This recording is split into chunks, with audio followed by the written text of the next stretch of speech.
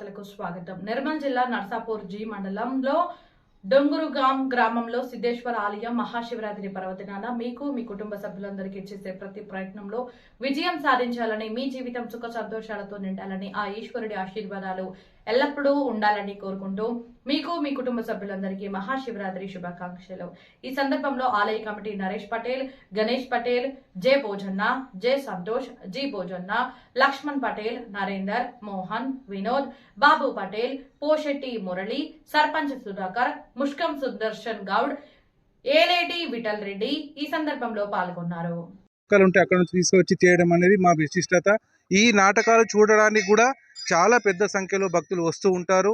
ఎందుకంటే ఈ కళలు ఈ మధ్య ఎక్కడ కనిపించట్లేదు, కానీ మేము ఇంకా వాటిని జీవం పోస్తూనే ఉన్నాం.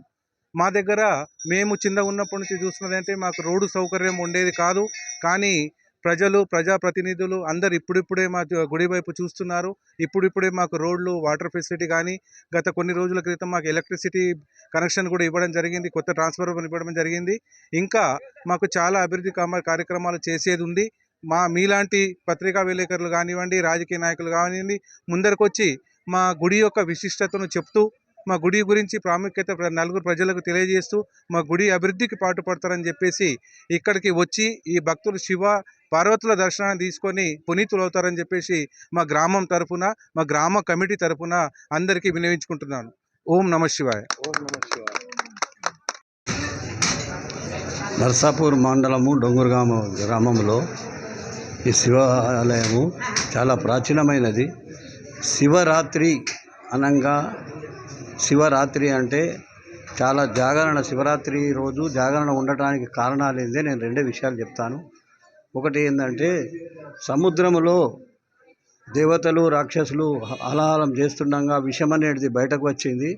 అప్పుడు శంకరుడు ఆ యొక్క విషాన్ని బయటపడితే భూలోకము ఇదవుతుందని చెప్పి ఆయన ఆ యొక్క విషాన్ని తన దోషిట్లో తీసుకొని తాగే మూమెంట్లో ఆ పార్వతీ అమ్మవారు వచ్చి దాన్ని కంఠానికి, ఆ కంఠం దగ్గరనే ఉండేటట్టు అమ్మవారు చేసినారు. అయితే ఇక్కడ ప్రస్తుతం విశిష్టత ఏంటంటే, అమ్మ పార్వతీ పరమేశ్వరు ఉన్న ఆలయాలు చాలా తక్కువ ఉంటాయి. ఈ విలేజ్లో ఈ పార్వతీ పరమేశ్వరుల ఆలయము చాలా బ్రహ్మాండంగా ఉంది.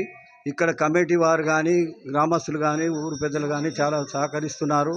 ప్రతి సంవత్సరము జాగరణ రోజు అన్నదానము మరియు భక్తులకు అన్ని వసతులు చేస్తున్నారు. ఈ విధంగానే ఈ అమ్మవారి యొక్క అనుగ్రహంతో మేము కూడా ప్రతి సంవత్సరం వస్తూనే ఉంటాను. ఇక్కడ అన్ని కోరికలు కూడా నెరవేరుతాయి. ఇది అందరికీ కనువిందుగా ఉన్నది కాబట్టి నేను విన్నవిస్తున్నాను.